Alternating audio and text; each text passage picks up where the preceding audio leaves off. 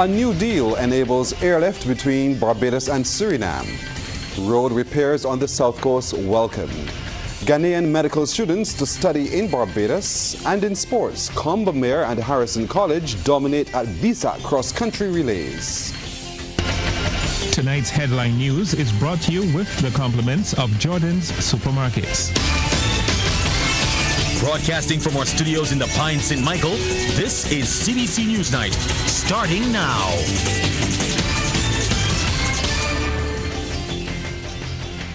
Good evening, I'm Pearson Bowen. A major development tonight. We're hearing that a deal has been inked with Suriname Airways.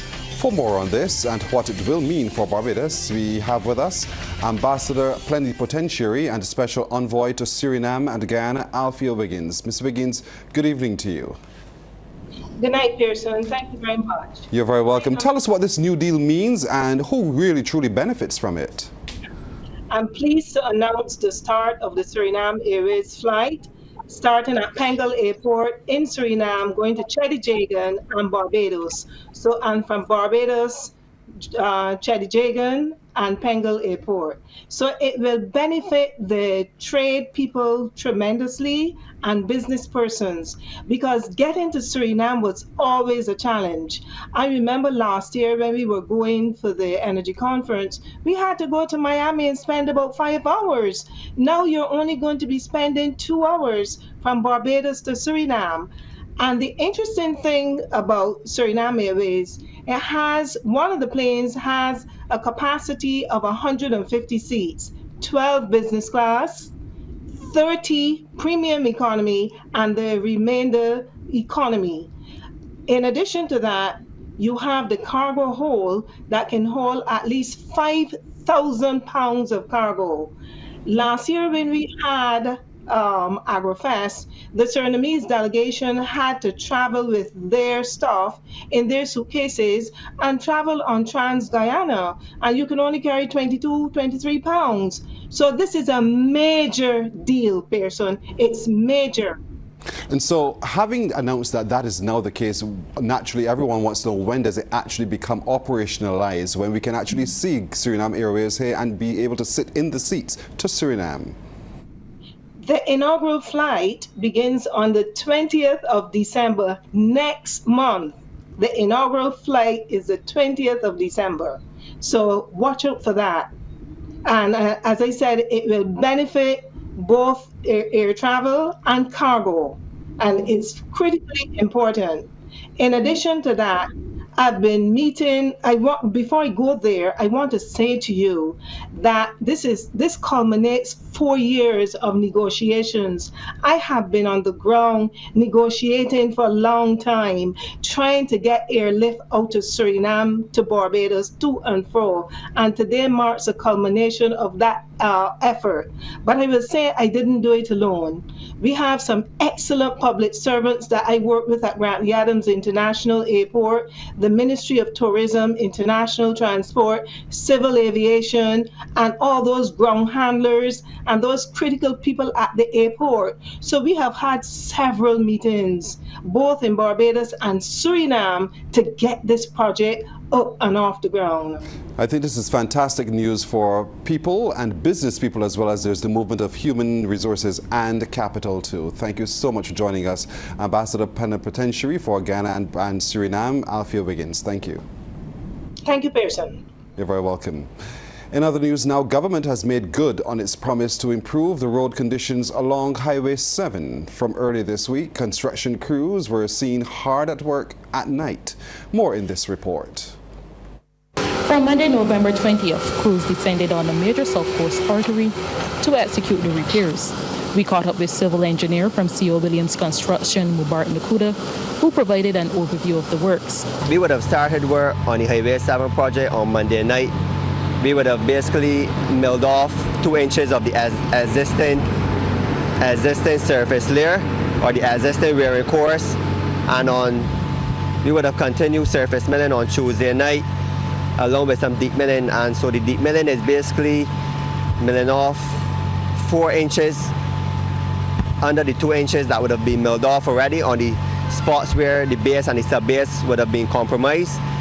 and backfilling it with compacted material.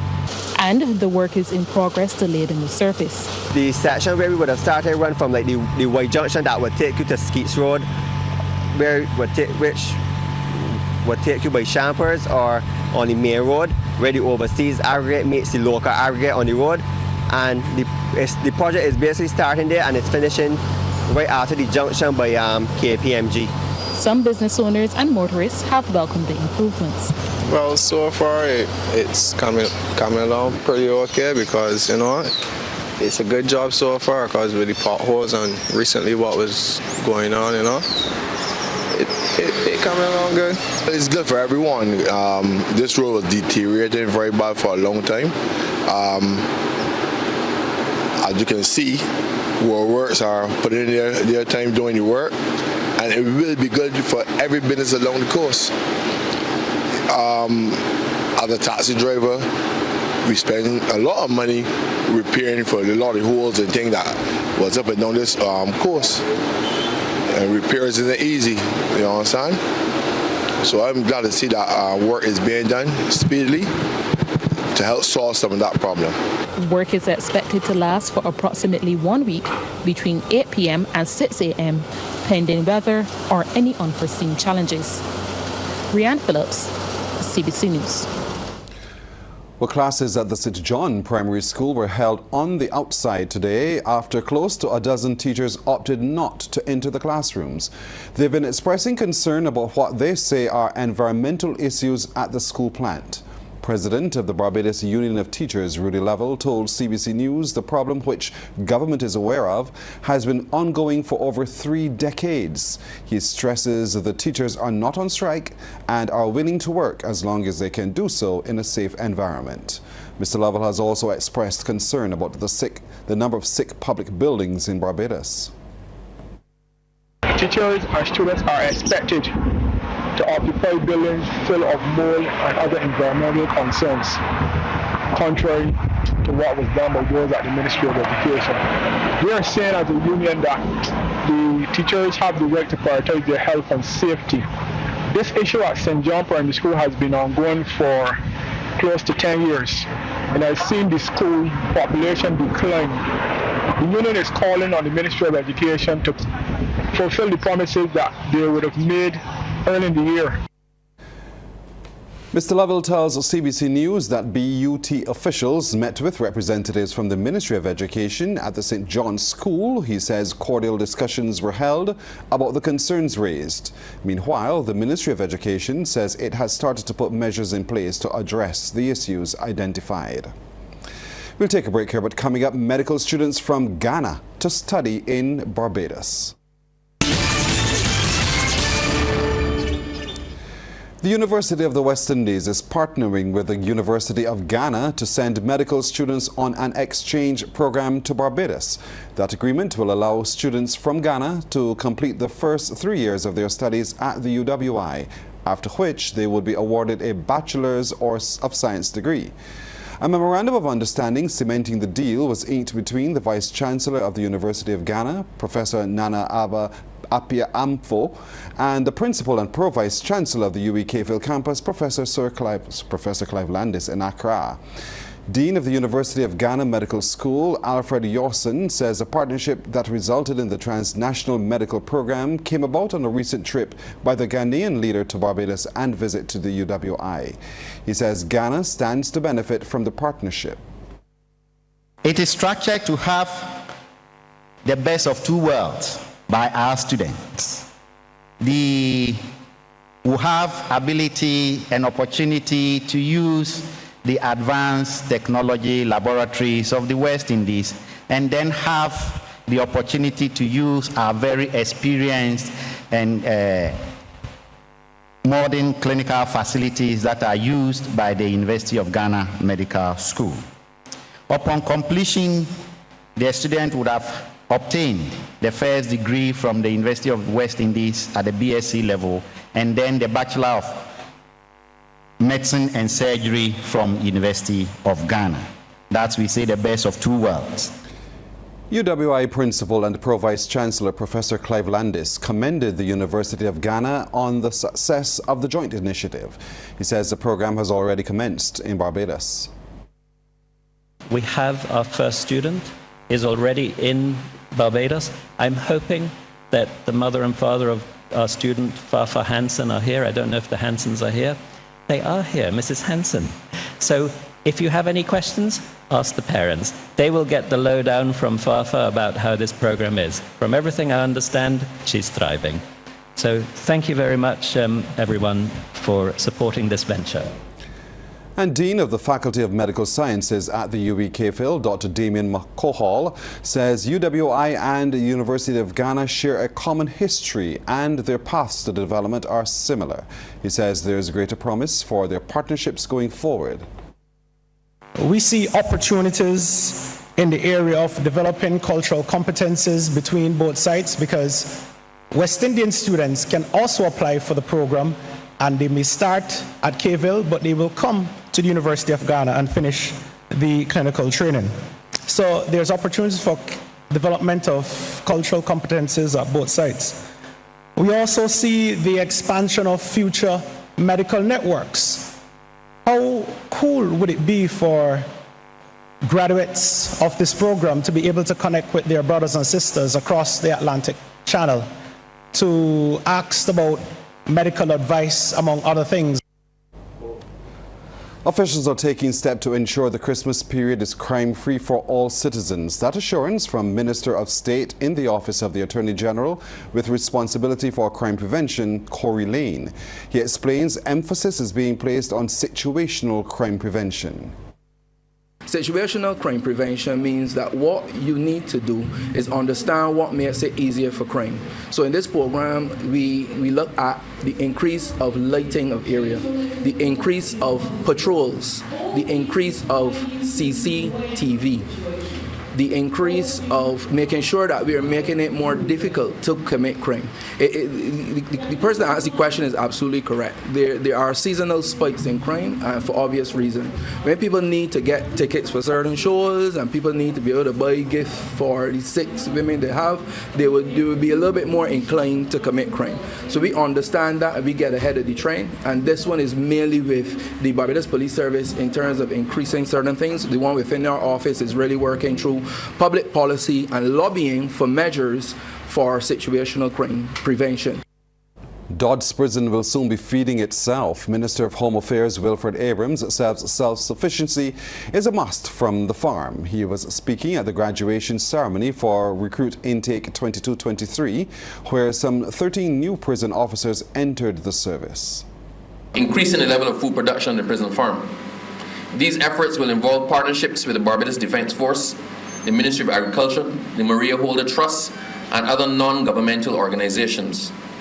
It is envisioned that such partnerships will reduce the Barbados government's financial contribution to feeding the inmates, contribute towards our goal of being totally self-sufficient, while enhancing the nation's national food security agenda. So you don't sit in on our meetings.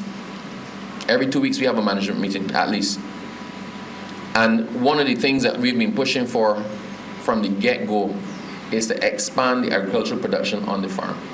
This farm must be able, at the end of the day, to completely satisfy the nutritional requirements in the prison and be able to provide supplies to both the BDF and possibly school meals. The minister also spoke of the energy needs of the prison and renewable technology being a part of the way going forward.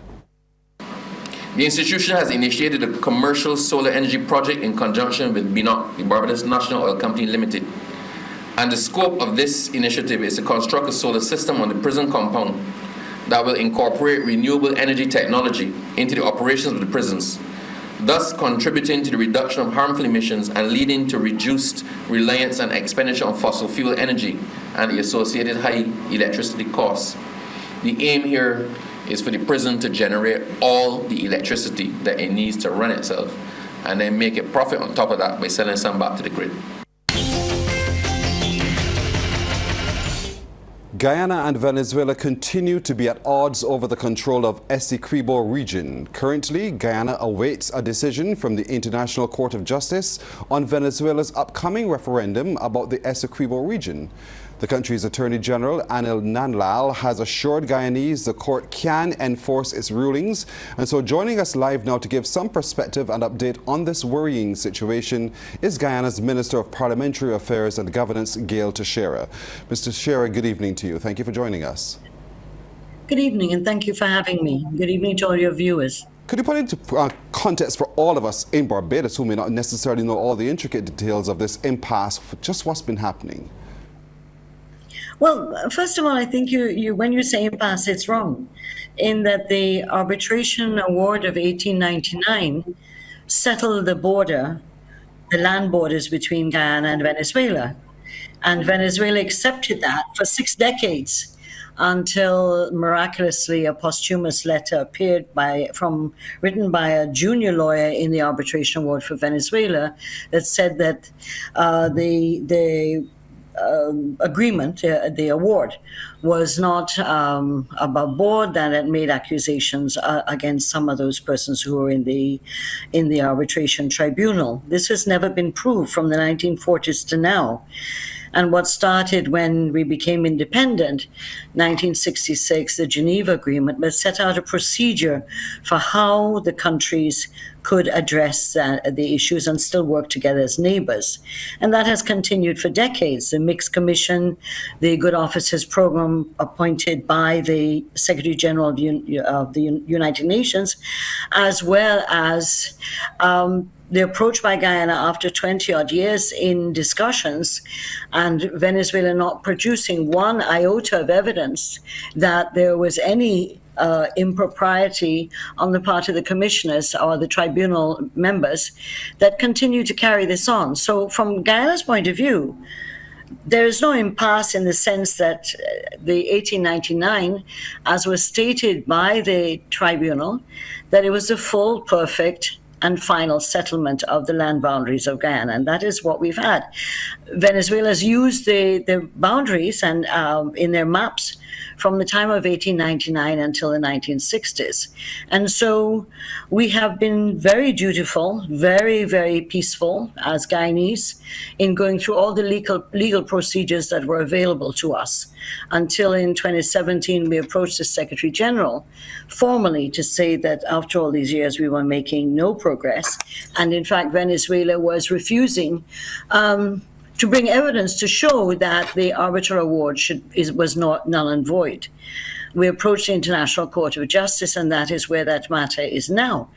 The ICJ has heard Guyana's memorial, but Venezuela in the beginning refused to participate. And then when the ICJ ruled that it had jurisdiction to hear the case, which is what Guyana was asking, that the ICJ rule on the issue of the arbitral award as being valid and in force. So we have been going through this for a long time. What has happened recently is from September this year, and I must go back a minute and say that throughout the history of Guyana's independence from 1966, and the refusal of Venezuela to accept the arbitral award, that we have been hampered as a country in developing our nation. They claim 2/3 of Guyana. So when they say Essequibo is 2/3 of Guyana. And therefore the claim is to the majority of the land belonging to Guyana. They have made it difficult for us to expand and invest in the areas that are in the Essequibo area. So, but from September this year, the aggression by Venezuela has got much more aggressive. And in fact, the most worrying development has been the decision by the Maduro government to have a referendum on December 3rd, where there are 5 questions, one of which says to the people that they do not recognize the ICJ as a body, and that furthermore that Essequibo belongs to them, and that therefore they can create a new province or region of Venezuela and give citizenship identification to the Guyanese living in that area. So this is annexation. There's no other word for this but annexation. So we are not the aggressors in this, and that our land boundaries are not under contention as far as we're concerned. Right. Ghana But is the aggressor. Venezuela is moving to have its referendum on the 3rd of December. You're awaiting outcome from the International Court of Justice. When do you anticipate to hear definitively the result from the International Court of Justice? We expect that it would be before December 3rd. And we are hoping that it would be around November 30th. So the lawyers and everybody are on standby, ready to jump on a plane to go and listen to the ruling. But the issue here is that, that as Guyanese, this is a very important, it's our territory, it's our land, it's our future for generations. And so whilst there has been this aggression by Venezuela, the Guyanese people are united and they're patriotic. They are having various events, including the religious community having prayer sessions, etc., so that there are events coming up of a human chain of unity, for example, in our country, in various communities, including in large areas, urban areas. Right. So Mr. Shearer, our people are very fortified. Yeah, our hearts are with you here from Barbados as well. As you know, we have that relationship. But I really want to thank you. We're out of time, but thank you so much for so succinctly put into context what's happening and what one can anticipate to happen soon as well. Thank you so much. Gail Teixeira, who is the Minister of Parliamentary Affairs and Governance in Guyana. Thank you for joining us. Damien joins us now with a look at sports. Damien, good evening. Good evening to you, Pearson. Good evening to our viewers and listeners. First up, Combermere and Harrison College secured 2 titles apiece to be the top schools at today's Dasani Powerade BSSAC Cross Country Relays held on the Combermere 1,000-meter course. With 6 competitors per team, the day's first relay was the junior girls, and it was won by Ellerslie in 24 minutes, 12.02 seconds. St. Michael's School were second in 25 minutes, 00.43, while Christchurch Foundation were third in 25 minutes, 25.98 seconds. Next up were the first form boys, and that race was won by St. Leonard's in 22 minutes, 00.43. Second went to Combermere in 22 minutes, 10.00, and Harrison College third in 22 minutes, 14.40. Now, the third event on the course was for girls under 15. The winners there were from Combermere in 22 minutes, 36.89 seconds, and College 23 minutes, 14.18. Third went to Foundation, 23 minutes, 50.96. The boys under 15 crown was taken by College in 19 minutes, 24.54, followed by the hosts in 19 minutes, 50.31, and then Foundation in 20 minutes, 04.23. The final division was the seniors, and Combermere took their second title in the girls, winning in 22 minutes, 35.22. Spring Memorial got their only top 3 finish here, placing second in 22 minutes, 41.28, while SMS Cougars were third in 23 minutes, 04.60. Finally, in the senior boys, College got their second win, clocking 18 minutes, 01.72.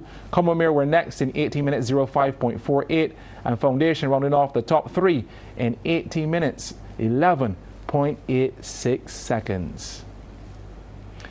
Well, the Allen School and Christchurch Foundation were among the teams advanced into the semi-finals of the Barbados Secondary Schools Under-19 Netball League competition. Playing at the Netball Stadium, Foundation registered a narrow win over the St. Michael's School, while Allen brushed aside Leicester Vaughan. Quarter-final day in the Barbados Secondary Schools Netball League. Allen up against Leicester Vaughan in the green bib. Azaria Lashley scoring the first goal of the contest. Allen answered with lovely flowing passes up the court, and the end product was fitting. Jakaira Jones-Smith from 2 feet away, golden. Allen actually led in the first quarter 6-3 and 13-7 in the second, despite the best efforts of LVS defensively. Jones-Smith getting the friendly roll. Let's go second half. Leicester Vaughan hoping to close the gap. Quick hands from goal attack. Azaria Lashley trickles in. Finished with 11 goals from 16 attempts. but Aleen's midcourt understood the assignment. Goal attack, Shakina Piggott using that height advantage. Excellent as well. Knocked down 14 of her 21 attempts. Aleen never took their foot off the gas, up 19-11 in the third. They would eventually cruise to victory over Leicester Vaughan, 22-16. Next door, St. Michael's School in the Blue Bibs and Christchurch Foundation were locked in a keen contest. CCFS were ahead by 6 goals at halftime, 12-6. The dynamic duo of goal shooter Kiana Hart and goal attack Serena Rouse kept the goal defense and keeper busy. Hart had 8 from 14 and Rouse 8 from 15 attempts. But the comeback from the SMS girls must be commended, cutting into the advantage. Goalkeeper out of position, and the goal shooter, Mikel Aleen, is not going to miss that. The score 10-4. CCFS trying to stop the run and assert themselves defensively. But SMS seem to have the momentum. Obstruction call. That's meat and drink for Sienna Boyce, who shot 9 from 16. Fine margins in this one. Christchurch Foundation with possession from the centre pass. In under 40 seconds, the ball is in the hands of Hart, who converts. The supporters loving it. Time ticking away in the fourth quarter. Here comes SMS. Aleen pouring it on. From being down 16-13, the Cougars drilled 2 more to leave this one on a knife's edge. Contact call. Aleen puts it away. But in the end, Christchurch Foundation hold on to the 16-15 victory over St. Michael's School. In the other quarterfinal fixtures, Combermere defeated Queen's College 28-14 and Springer Memorial edged Graydon Sealy Secondary School 17-16. A strategic step. That's how Executive Director of the Caribbean Export Development Agency, Deodat Maharaj, described the Regional Private Sector Development Program 111 and launch media engagement. Mr. Maharaj, in expressing gratitude to the European Union for entrusting the Caribbean Export Development Agency with the responsibility of catalyzing transformative change within the region, said it is a move forward in the commitment aimed at fostering innovation, sustainability and prosperity within the Caribbean private sector, and it underscores steps towards the fostering of progress and prosperity.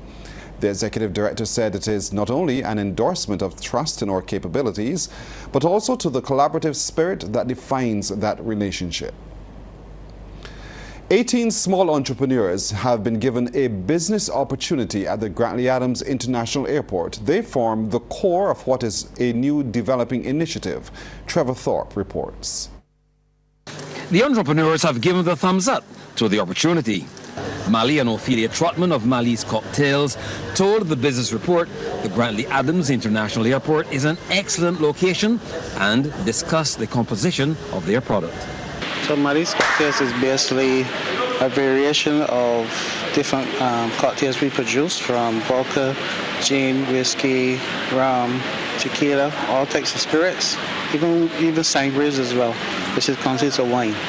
Shells hold the pride of place for Gina Hunt and Maxine Howell at Daphne's Seashells Studio, and they are sought after by both locals and visitors. Visitors from all over the world come through this departure lounge, as you know, and it's an item that is easy to take home. It's handmade here in Barbados. It's made with seashells, and everybody can purchase a little ornament, whether it's for themselves, for their tree, to decorate their own tree, or as a little gift, because they're easy to pack, light to carry, and they're beautiful. And we like to make beautiful things. At Treasures by Lynn, sales executive Lynn Marie Gibson says chains and lace beads are popular. I go accordingly to the flights, yes. What's a normal day like? A normal day, sometimes it's slow, sometimes it's hectic. I know they have air to sea, so it should be great. Deborah Cumberbatch at Mudiwa's Creations tells the Business Report she produces pieces from wire, volcanic stones and wood. People love my work. It's unique. most of it one of a kind. And everything here is made locally, with the exception of the souvenirs. I make my own jewelry and I create as I go along. So it's, like I said, one of a kind. Airport officials tell the business report the small entrepreneurship initiative is work in progress and further development is in the works. Trevor Thorpe for the business report. Second burst of sports. We're joined by Damien again. Damien. Thanks so much, Pearson. Well, West Indies A won a close contest against host South Africa A to take the opening four-day match at Willamore Park in Benoni. The Windies A resumed day 4 on 8 without loss, chasing 224.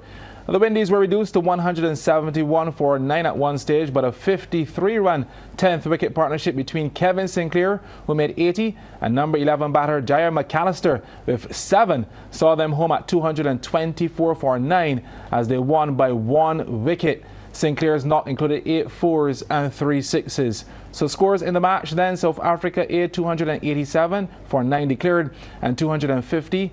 Windies A 314 for 9 declared and 224 for 9. Match number 2 starts on Tuesday. Well, Barbados Community College advanced to the semi-finals of the Co-operators General Insurance Secondary Schools Under-19 basketball competition with an easy win over rivals Combermere. The two sides clashed recently at the BCC gym. Barbados Community College in orange at home against Combermere in this quarterfinal showdown. Tristan Yard flexing some muscle in the paint, bucket and the fall. He would complete the three-point play at the charity line. BCC led 20-6 in the first quarter. Steal and outlet pass to Joshua Harvey, who lays it up and in for 2 of his 13 points. Nathaniel Blackman surpassed Harvey's effort by 1 with a team-high 14, drives to the hole with success. The boys from Waterford started slowly. Nathan Griffith looking to ignite a little more fight from his charges, cleans up the air ball, team-high 10 points. But Combermere were in big trouble, in a huge hole heading into halftime. A 23-point deficit, 14-37. More offense needed, but equally as important, some stops at the other end.